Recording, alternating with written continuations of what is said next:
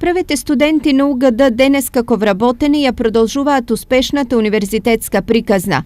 Генерациите кои високото образование го почнаа малку како експериментално, една деценија подоцна со свој личен пример недвојбено покажуваат дека експериментот наречен Штипски универзитет е повеќе од успешен. Во изминатиот период успеав да го поврзам универзитетот со над 60 институции низ-секаде во Европа, тоа навистина представува успех за нашата институција, значи повеќе отвореност, повеќе контакти и воединено мрежување на нашиот универзитет и на нашите студенти низ-секаде во Европа. Нивната приказна денес ја продолжуваат нивните се уште недипломирани млади колеги. Пред се треба да се знае дека колку и да е релативно млад универзитетот Гоце Делчев, сепак кадрите што излегуваат и образованието е квалитетно, затоа што ние студентите и завршените веќе студенти и ние кои што сме на прагот на крајот на нашата едукација, можеме тоа да го потврдиме.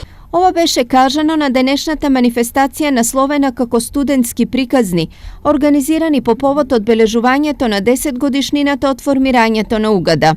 Дел од прославата беше и гостувањето на реномираниот македонски писател Венко Андоновски, кој беше гостин на Филолошкиот факултет.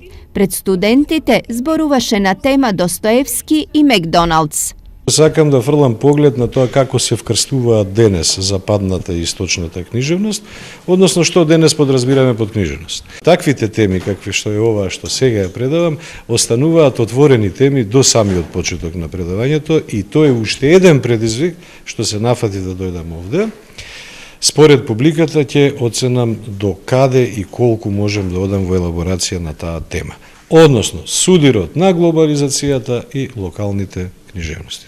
Прославата на една деценија од формирањето на УГД продолжува и во наредните денови.